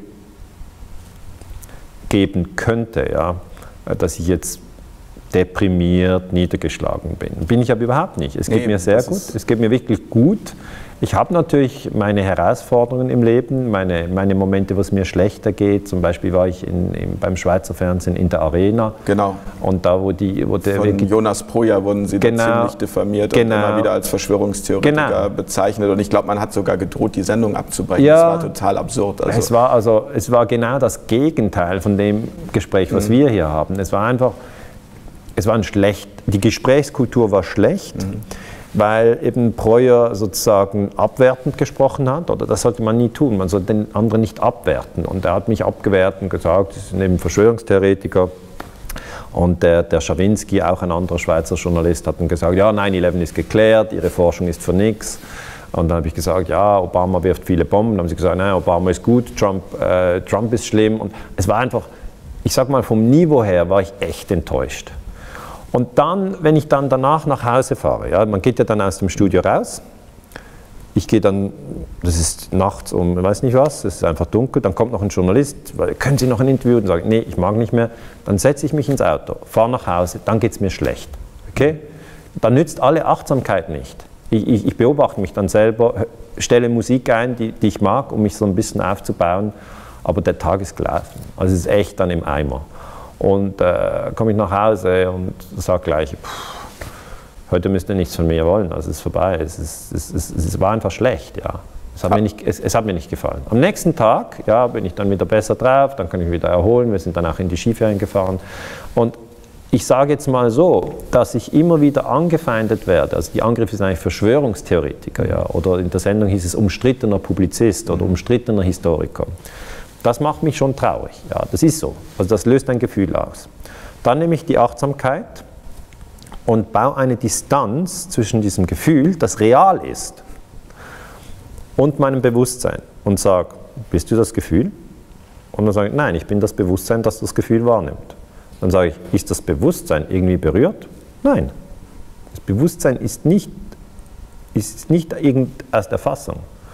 Und dann beobachte ich meine Gedanken, weil ich habe gesagt, der Trick ist, wie eine Mutter ihre Kinder beobachtet oder ein Vater seine kleinen Kinder, die spielenden Kinder beobachtet, beobachte ich dann meine Gedanken und die Gedanken sagen dann, ja, das ist jetzt ganz schlimm und du hättest nie dorthin gehen sollen und viele Vorwürfe, einfach bla bla bla. Dann sage ich, ja gut, jetzt habe ich diese Gedanken, sind auch nicht gerade toll, vielleicht finde ich mal andere Gedanken oder andere Gefühle. Und da kann ich wirklich sagen, mein Achtsamkeitstraining hat mir geholfen, durch diese verschiedenen Anfeindungen, die sind ja schon ganz lange am Laufen, einfach unbeschadet durchzukommen. Aber auch wahrscheinlich wieder ins Vertrauen zu kommen, oder? Weil letztendlich zeigt ja auch diese Situation, ich meine, alle können sich das im Internet bei YouTube anschauen. Also ich glaube, wenn man googelt Arena, Skandal, Ganser, da kommt einiges an Videos dazu. Und ich bin auch nicht gelassen, ja. Also ich wollte eigentlich gelassen sein, es ist mir nicht gelungen. Ich bin schon ein bisschen aber es ist ja geworden. Wiederum was Gutes daraus entstanden. Das ist ja auch immer die Erfahrung, dass eigentlich aus was vermeintlich Schlechtem etwas Gutes entsteht. Weil ich glaube, es hat noch nie so viele Beschwerden beim SRF gegeben. Nie, nein. Also über 500 oder was ich da 492. gehört habe. 492. Rekord. Und ich glaube, dadurch sind auch Ihre Facebook-Zahlen explodiert. Explodiert, ja. Also erstaunlich, dass eigentlich durch das, man wollte verhindern, dass Sie eben gehört werden. Und jetzt wird genau noch mehr das Gegenteil gehört. ist passiert. Und jetzt werden Sie noch mehr gehört. Das stimmt, da haben Sie völlig recht, aber für mich war ja sozusagen nicht das Ziel, mehr gehört werden, sondern für mich war eigentlich das Ziel, meine Forschungsresultate zu präsentieren, und das konnte ich nicht in dieser Sendung. Ja, ich konnte keine vernünftige Analyse präsentieren. Es ist alles, man hat ein E-Mail von mir gezeigt, ich war völlig erstaunt, weil es war ein privates Mail, und das hat man dann, ein Teil hat man noch weggeschnitten, und mit dem wollte man mir unterstellen, ich sei eine widersprüchliche Person. Da habe ich einfach gedacht, das kann ja nicht sein. Und Ich sage nur so, es war schon vor 10 Jahren so, ich glaube, wir haben schon mal darüber gesprochen, als ich begonnen habe, meine Forschung zu den Terroranschlägen vom 11. September zu machen, hatte ich schon mal Angriffe, ja, von der amerikanischen Botschaft, die gesagt hat, das sind alles Verschwörungstheorien, sie müssen Bush blind glauben, ja, etc. etc. Und dann habe ich mit meiner Frau gesprochen. Ja. Dann ging es wirklich darum, kann ich über verdeckte Kriegsführung öffentlich sprechen? Inklusive 9/11 und CIA-Operationen. Das ist ja auch meine Doktorarbeit. Das heißt, allen Konsequenzen, mit allen Konsequenzen für Ihre Karriere hat. Genau. Und damals war es völlig unklar, das war im Jahre 2006, also vor 11 Jahren. Und damals war es völlig unklar, ob das meine Karriere völlig ruinieren wird oder ob das irgendwie geht. Und da ist wirklich das Wunderbare passiert, dass meine Frau gesagt hat, mach das weiter. Also wenn du sicher bist, dass das deine Daten sind, dann musst du doch einfach Wissenschaftler bleiben. Und wenn du jetzt als Wissenschaftler angefeindet wirst, dann musst du das halt irgendwie verarbeiten. Ja? Okay? Du kannst nicht einfach sozusagen von der Wahrheit abweichen, nur weil es jetzt nicht angenehm ist. Und sie sagte dann wirklich, wenn du dir den Rücken verbiegst, bekommst du den nie mehr gerade. Und dann habe ich halt auch ganz klar gesagt, du, ich verdiene jetzt 10.000 Schweizer Franken pro Monat. Ich bin da ganz oben drin in der ETH, Forschungsstelle für Sicherheitspolitik. Ich bin Doktor. Es lief, oder? Es lief sehr gut. Und ich habe gesagt, und wenn ich diese Forschung jetzt weitermache, dann kommt vielleicht ein Absturz. Und dann haben wir kein Geld mehr, müssen das. Und dann hat sie eben gesagt, das hat mich so befreit, dass ich erinnere mich, wie wenn es gestern gewesen wäre, hat sie einfach gesagt, du, also wir schlagen uns auf jeden Fall durch, auch wenn du arbeitslos wirst, denn wir schaffen das. Und dann habe ich wirklich gelernt, ab dann sehr, sehr intensiv meine Gedanken und Gefühle zu beobachten. Also mein Achtsamkeitstraining war nicht so, dass ich halt irgendwann gesagt habe, oh, interessant, mache ich mal einen Kurs, ja? Sondern es war schon so, ich bin in eine große Herausforderung reingerastelt, habe dann meine Gefühle genau beobachtet, habe gesehen, ich habe Angst. Da habe ich gemerkt, vor was habe ich Angst? Da habe ich gemerkt, ich saß dann wirklich nachts draußen vor dem Haus, es ging mir schlecht. Ja? Ich habe gedacht, vor was hast du denn Angst? Hast du Angst, dass irgendwie deine Forschungsresultate nicht präzise sind? Nein, da habe ich keine Angst, da bin ich sicher, die sind präzise. WTC 7 ist zusammengestürzt. Feuer oder Sprengung lasse ich offen. Ja, vor was hast du denn Angst? Da habe ich gemerkt, ich habe Angst, meine Stelle zu verlieren. Ich habe gesagt, ja, wie schlimm ist denn das? Dann habe ich gesagt, ja, das sind halt die 10.000 pro Monat, die will ich sichern. Dann habe ich gesagt, hat das irgendetwas mit Wissenschaft zu tun? Dann habe ich gesagt, nein, das hat einfach nur mit Broterwerb zu tun. Und meine Tochter war ganz klein. Das heißt, dann habe ich gemerkt, dann habe ich dieses Gefühl gehabt, ich habe Angst, ein schlechter Vater zu sein, ja? Dass die Familie nicht ernähren kann, dass ich ja arbeitslos bin und was auch immer. Und dann habe ich mich gefragt, ja, was ist denn ein guter Vater? Das ist ein guter Vater, der sich von der Wahrheit entfernt, Hauptsache er kann die Familie ernähren. Dann habe ich gemerkt, nein, das will ich eigentlich auch nicht. Dann habe ich gesagt, sei doch lieber mutig, vielleicht gehst du bankrott, aber versuch's. Und die weitere Angst war noch soziale Ächtung. Ja. Dass halt viele Leute dann denken, ja, das ist ein Spinner, das ist ein Idiot. Das wollte ich nicht. Ja, es war mir viel daran gelegen, einen guten Ruf zu haben. Aber dieser Mut ist ja belohnt worden. Sehr belohnt worden. Sehr. Und der Mut auch Ihrer Frau und Ihrer Familie. Sehr, ja. Sehr. Es ging dann so weiter, dass ich einfach gemerkt habe, es ist nicht möglich, einen Ruf zu haben, wo man sozusagen allen gefällt. Ja. Es ist nicht möglich, sozusagen von allen dauernd gelobt zu werden. Ich habe dann auch in einem Buch gelesen, den Weisen rührt weder Lob noch Tadel. Und da habe ich gemerkt, meine Güte, ich bin nicht weise. Ich bin so anfällig auf Lob und Tadel.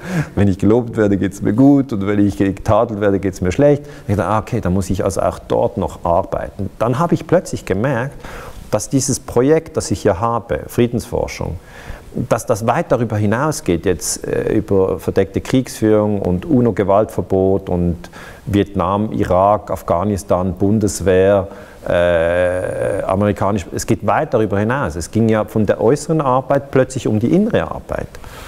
Und da war ich schon am Anfang so ein bisschen, das auch noch, das ist mir jetzt zu anstrengend. Und dann war aber klar, wenn ich das machen will, geht es nicht ohne. Und dann habe ich halt geschaut, wie machen das Leute, die unter großem Druck arbeiten? Und da habe ich zum Beispiel über Leute gelesen, die Triathlon machen. Also die halt schwimmen, was kommt dann? Radfahren oder Rennen? Radfahren und dann Rennen, laufen, ja. Und da habe ich gedacht, meine Güte, das ist ja so anstrengend, die machen das alles hintereinander. Und ich habe eigentlich immer wieder gesehen, dass die sich selber als Kraftwerk betrachten. Und dass die genau wissen, wie sie sich ernähren. Okay, da kommt es wieder, da kommt wieder das Gleiche. Die sind auch sehr achtsam über was sie lesen. Ja, die lesen nicht nur irgendwie die Bildzeitung, dann geht es an den Start, sondern sind total fokussiert, ja, trainieren ihren Kopf. Und danach wissen sie auch, wie mit Schmerzen umzugehen ist. Ja, es ist nicht so, dass sie sich wie auf der Couch fühlen auf den letzten Kilometern, sondern sie haben einen unbeugsamen Willen. Und dann habe ich gesagt, okay, dann will ich diesen unbeugsamen Willen jetzt nicht, weil ich den Triathlon in Hawaii gewinnen will, war keine Chance für mich. Also ich bin nicht schnell auf dem Rad, ich bin nicht schnell beim Rennen und ich bin nicht schnell beim Schwimmen. Ich wäre wohl der Letzte gewesen. Aber ich sage mal... Hat das kalte Wasser denn beim Duschen ein bisschen geholfen? Da wäre aber nicht schlecht, da war ich mal dabei. Aber ich sage einfach, für mich war das halt die mentale Stärke beim Spitzensport, die wollte ich kopieren und in die Friedensforschung transportieren. Ich habe mir dann auch angeschaut, Bergsteiger sind ja in der Schweiz ein großes Thema. Und wir haben einen Typ, der heißt Uli Steck. Kennt man den? Kennen Sie den? Ehrlich gesagt, nein. Gut. Und der besteigt halt die Eiger Nordwand in 2 Stunden. Und das ist halt, kennt man die Eiger Nordwand? Ja, die kennt man. Die kennt man, ja. Schön, immerhin. Hier in Hamburg kennt man die Eiger Nordwand. Da kennt man in Hamburg die Eiger Nordwand. Weil Eiger Mönchen, Jungfrau, das sind ganz schöne Berge. Wir haben viele Berge und es gibt nicht nur das Matterhorn, aber diese Eiger Nordwand, die ist ganz steil. Und der Uli Steck, der ging halt diese Eiger Nordwand drauf, nur so mit Pickel, hier und hier hat er einen Pickel und an den Schuhen hat er halt so Eisen, die rausgehen und so geht er versenkt sich im Eis, ja, und klettert darauf ungesichert. Ja. Wenn du da ausrutscht, fällst du einfach runter und bist tot. Und wenn man das langsam macht und mit Seil, ist das eine Sache und er machte das auf Speed, okay? Weil es einfach das war, was er tun wollte. Und er hat es immer wieder gemacht. Er hat ganz andere Berge gemacht. Und ich habe auch ihn getroffen beim Vortrag. Ich treffe halt interessante Leute, weil ich habe einen Vortrag und er hat einen anderen Vortrag. Und dann haben wir darüber gesprochen, über Risiko, über Wille, über Training, über innere Achtsamkeit. Und ich habe einfach gesehen, der geht echt ans Limit. Es war auch seine Wahl. Und jetzt ist er auch, gerade jetzt, in diesem Monat oder im letzten Monat ist er gestorben, im Himalaya. Er ist abgestürzt. Und natürlich hat er eigentlich immer versucht, das Risiko zu kalkulieren. Aber er hat sehr große Risiken genommen, ja, weil er war meiner Meinung nach einer der besten Bergsteiger der Welt. Ja. Und ich habe dann auch beobachtet, wie macht das ein Roger Federer? Den kennt jeder, oder? Na klar. Das ist unser bekanntester Schweizer. Ja. Und dann sehe ich einfach, erstens ist er völlig fokussiert. Ja. Und er glaubt, wenn es mal nicht läuft, dass er zurückkommen kann. Also er macht auch diese Comebacks. Er kommt dann wieder und gewinnt die Australian Opens. Ja, nachdem alle gesagt haben, jetzt ist er alt, jetzt kann er es nicht mehr, jetzt bringt er es nicht mehr, schafft er es wieder, sich innerlich zu einem Punkt zu bringen, wo er sagt, doch, ich schaffe das. Nochmal. Und das bezeugt mich einfach innerlich, dass doch viel mehr möglich ist. Und es hat aber immer mit Spaß zu tun. Also wenn Roger Federer nicht gern Tennis spielt, der macht das nicht einfach, weil er noch mehr Geld verdient. Der hat genügend Geld. Es geht nicht um das, sondern es geht um Passion. Also Passion ist richtig, das ist Hingabe. Das ist was man wirklich denkt, ich würde gern mal wieder Tennis spielen. Oder der Uli Steck, ich würde gern mal wieder einen Berg raufklettern. Oder bei mir ist es halt, ich würde gern mal wieder etwas untersuchen und dann darüber sprechen, ein Buch machen und die Friedensforschung vorwärts bringen. Und das heißt, ich orientiere mich wirklich am Interesse, an der Kraft und ja, eigentlich an der Kraft der Seele. Ich habe dann auch diese Sendung gesehen, The Voice of Germany. Ich habe das, ich muss zugeben, gern geschaut, diese Blind Auditions, weil ja die Coaches dann, das kennt jeder, oder muss man das erklären? Nein, muss man nicht erklären. Die Coaches hören da ja nur zu. Genau. Und die haben immer wieder... Haben kein Bild von dem Kandidaten oder der Kandidatin. Sie haben nur den Klang. Und da finde ich es sehr interessant, weil sie sagen dann danach, wir wollen deine Seele spüren. Ja? Du musst es von der Seele her singen, weil sonst kannst du es vergessen. Ja, du kannst ja nicht, viele können singen, aber dass es so richtig gut ist, muss es von der Seele kommen. Und was da bei Voice of Germany gesagt wird, halte ich für genau richtig. Wenn es von der Seele kommt, dann hat man so eine Kraft. Ja, es gibt dieses schöne Wort Seelenplan, den Seelenplan leben, den Plan der Seele. Ja. Wenn man den erspürt und den lebt, dann sind wir, glaube ich, auch wieder bei den Talenten, die uns innewohnen. Das ist eine Gnade. Ja, das ist wirklich eine Gnade, wenn man den findet und dem folgen kann. Und ich glaube, dazwischen steht die Angst. Und ich glaube, das ist eben die Aufgabe tatsächlich, wodurch auch immer, und das soll natürlich jeder für sich selbst finden, eben diesen Seelenplan für sich umsetzen zu können. Weil ich habe auch gerade wieder Zahlen gehört, dass in spätestens 20 bis 30 Jahren 2/3 aller Arbeitsplätze, so wie wir sie heutzutage kennen, wird es so nicht mehr geben. Also durch Technisierung, durch Automatisierung. Ja.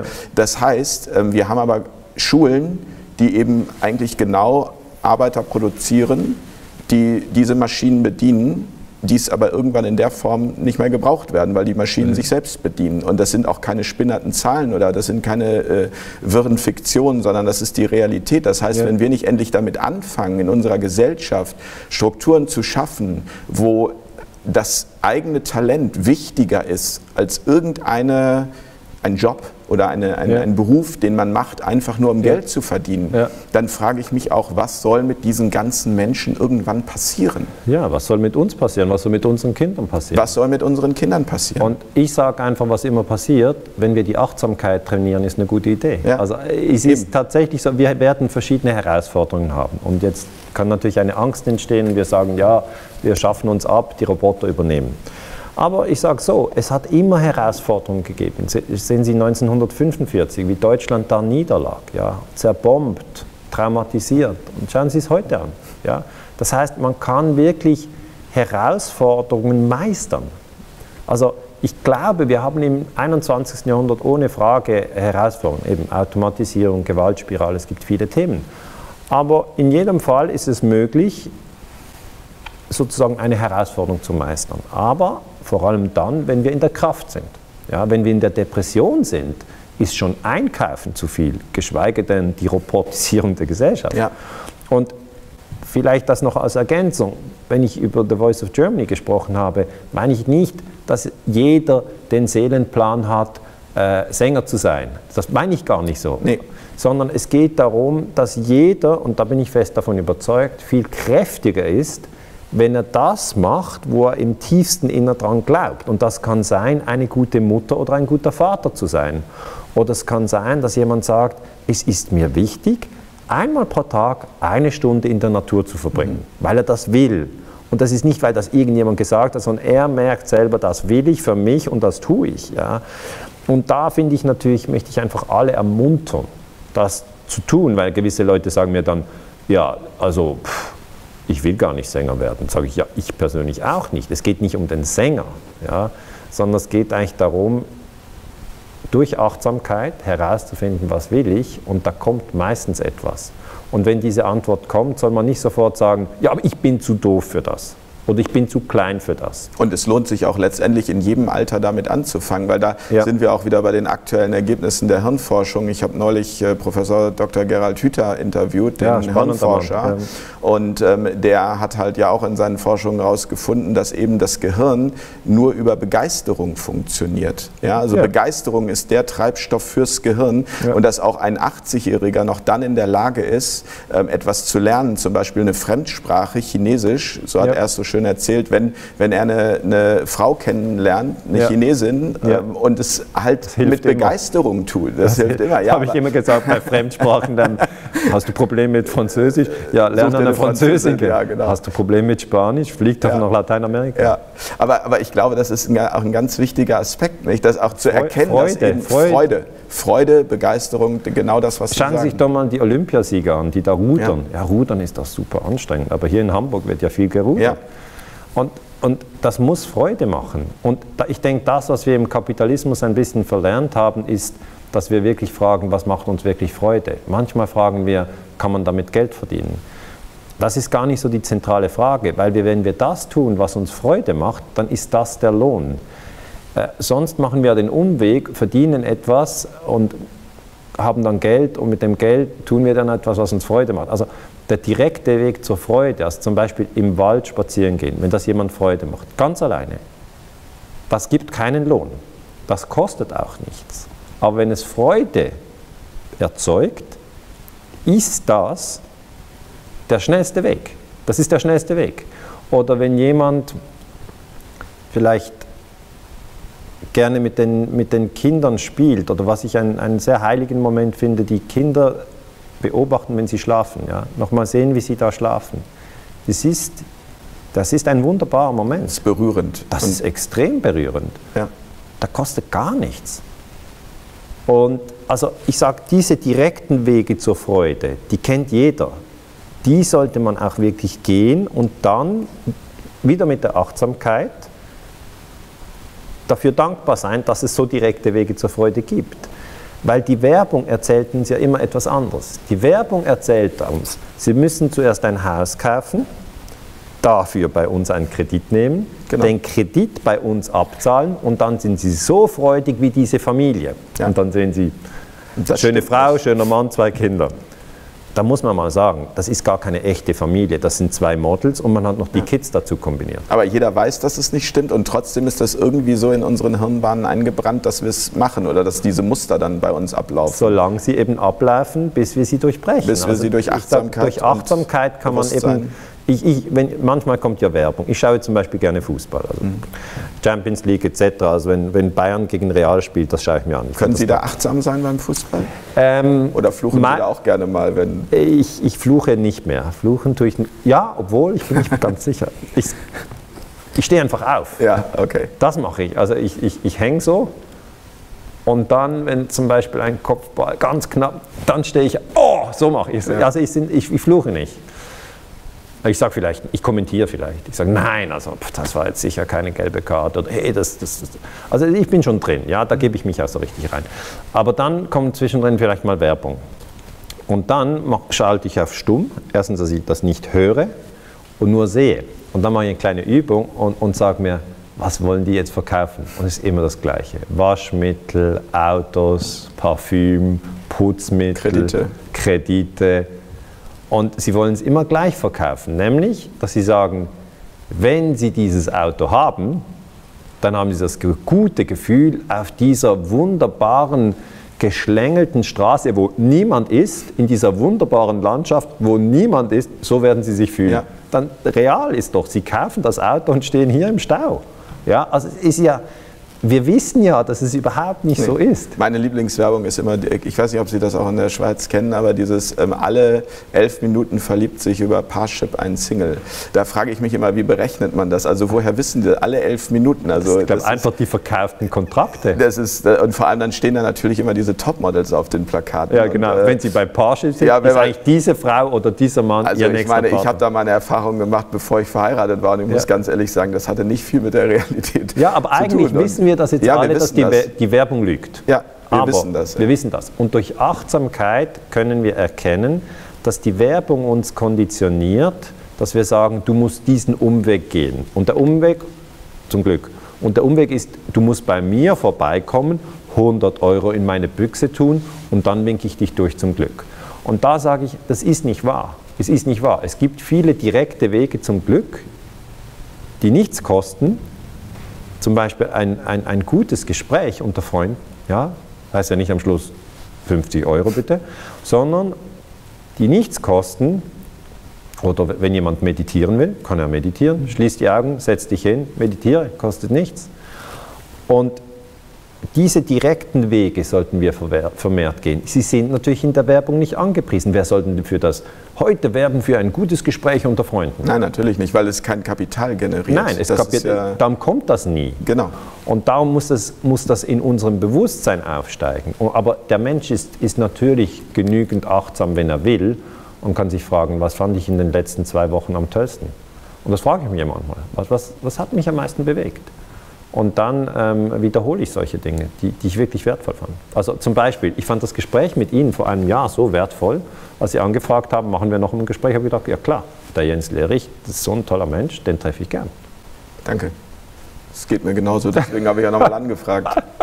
Weil, ja, es gibt, glaube ich, wir können noch stundenlang weitersprechen und das ist das Spannende. Man begegnet sich und es entstehen dabei ganz viele neue Aspekte. Und man verliert nicht, oder? Und man verliert gar nicht. Niemand verliert. Im Gegenteil. Das ist gratis. Man gewinnt, ja. Und das ist wirklich, das ist erfüllend oder das ist Erfüllung, die passiert in so einem Augenblick. Finde ich jetzt schöner, als wenn ich eine neue Jeans gekauft habe. Ja. Sagen Sie nochmal, Herr Dr. Ganser, zum Schluss unseres schönen Gesprächs das Thema Friedensarbeit. Ja. Sie haben das ja eingangs erwähnt, es gibt immer mehr Menschen, die was tun, die erkannt haben, es muss was getan werden. Aber ich kenne auch noch viele, da habe ich das Gefühl, die verdrängen. Was sagen Sie denen? Also muss da jeder ran? Nein, der freie Wille zählt. Aber wer will, soll mitmachen. Es ist einfach nicht so, dass es eine Bewegung ist, bei der man sozusagen sich anmeldet und dann ist man Mitglied und dann bekommt man ein T-Shirt und einen Ausweis, wo es heißt, ich bin in der Friedensbewegung. Es ist nicht so. Es ist auch nicht so, dass nur die eine oder die andere Partei, also dass nur die SPD oder die CDU das gepachtet hat oder die Linke oder die AfD. Es kann auch jemand sein, der überhaupt nicht wählt. Es ist auch nicht so, dass das entweder nur die Unterschicht gepachtet hat und die Oberschicht kann nicht mit der Friedensbewegung mittun. Es kann die Oberschicht sein, es kann die Mittelschicht, es kann die Unterschicht. Es ist auch nicht einfach auf Deutschland beschränkt oder die Schweiz. Das kann in Nigeria, in Bangladesch und in Kanada auch. Das heißt, die Friedensbewegung, meiner Meinung nach, ist eine Haltung im Herzen und eine Haltung in den Gedanken, die sich an Liebe und Wahrheit orientiert. Also in den Gedanken möglichst nach Wahrheit streben, im Herzen möglichst nach Liebe streben. Wenn diese Grundhaltung da ist, dann geht notwendiger daraus hervor, dass man gegen Angriffskrieg ist, dass man gegen Kriegspropaganda ist, dass man gegen Folter ist, dass man gegen die Todesstrafe ist, dass man gegen Enthauptungen ist. Also dieses ganze Gemetzel gegen Terroranschläge etc., das will man nicht. Und wenn man das so definiert, dann sind Millionen in der Friedensbewegung. Und wenn man das mit Achtsamkeit kombiniert, das ist einfach das, was ich sehr wichtig finde, weil die Friedensbewegung, die trifft sich vielleicht dann im gemeinsamen Protest gegen den Irakkrieg und dann das nächste Mal, wenn man einen Konflikt hat, eben ich sage zwischen Vegetarier und Veganern, ist da nichts friedlich, weil es kann auch in der Friedensbewegung Dogmatismus geben. Und der Dogmatismus, das weiß ich einfach als Historiker, der ist tödlich. Der Dogmatismus kann man zwischen Katholiken und Protestanten nachlesen, wenn man noch Fragen hat. Aber es reicht, es ist sehr offensichtlich, zwischen Hutus und Tutsis oder zwischen Ariern und Juden. Also, müssen wir nicht lange darüber unterhalten. Ist klar, Dogmatismus ist tödlich. Was ist Dogmatismus? Es ist eben, um das einfach nochmal abschließend zu wiederholen, weil es mir sehr wichtig ist, es ist eine 100%ige Identifikation mit den eigenen Gedanken und Gefühlen, die dazu führt, dass man bereit ist, den anderen auszulöschen, weil er irgendwie das Falsche glaubt oder das Falsche fühlt. Und von dem sollten wir Abstand nehmen, durch Achtsamkeit. Sollten wir einfach sagen, meine Gedanken sind eine Position. Man kann Positionen haben, ich habe klare Positionen, ich bin zum Beispiel gegen Atomenergie, meine Position. Es würde mir nie auf den Sinn kommen, jemandem das Recht auf Leben abzusprechen, der eine andere Position hat. Und das ist ganz wichtig, dass die Friedensbewegung nie dogmatisch ist. Dass sie offen bleibt, dass sie spielerisch bleibt, dass sie freudig bleibt. Braucht sie vielleicht ein übergeordnetes Ziel? Frieden. Ist Frieden aber vielleicht noch zu abstrakt, weil wir Krieg nicht kennen? Also hier zumindest nicht. Ist das vielleicht das Problem? Also die Frage stelle ich mir, ob möglicherweise eben dadurch, dass wir es nie erlebt haben, unsere Generation es nie erlebt hat, es möglicherweise so abstrakt ist, dass wir ein Ziel brauchen oder eine Motivation, damit am Ende Frieden rauskommt? Aber vielleicht müssen wir es gar nicht nur Frieden nennen. Ja, also vielleicht müssen wir es Bewusstseinwandel nennen oder vielleicht müssten wir es eigentlich innere Zufriedenheit nennen. Ja. Es kommt aber alles aufs Gleiche raus. Also es kommt aufs Gleiche raus. Es kommt alles aufs Gleiche raus und da sind ganz verschiedene Menschen unterwegs auf ihren Pfaden und dann trifft man sich oben auf dem Berg. Also da ist wie beim Bergsteigen, es gibt verschiedene Pfade, die raufgehen. Aber ich denke, es ist vor allem wichtig, dass man mit Freude, das haben wir schon angesprochen, und mit Begeisterung dem folgt. Ja, dem folgt, was man wirklich auch spürt, was einem interessiert. Und ab und zu vielleicht auch mal ein paar Zahlen angucken, weil ich habe noch eine Zahl zum Schluss, die ich also so irre finde, dass also eigentlich jeder jetzt auf die Idee kommen müsste, ab heute tue ich was für die Friedensbewegung, was auch immer, dass nämlich dass pro Mensch auf dieser Welt jeden Tag $225 für Krieg ausgegeben wird. Ja, das lasse ich jeden Tag $225 pro Mensch auf dieser Welt. Ja. Und es gibt so viele Menschen, die im ganzen Jahr nicht mal $225 zum Leben und zum Überleben haben. Das zeigt ganz klar, die Rüstungsausgaben sind viel zu groß. Die Kriegsmaterialexporte, die sollten wir ehrlich gesagt einstellen. Dieser ganze Wahnsinn, ich sage mal so, wenn wir das einfach weiter so machen, dann müssen wir uns nicht wundern, dass wir viel leiden.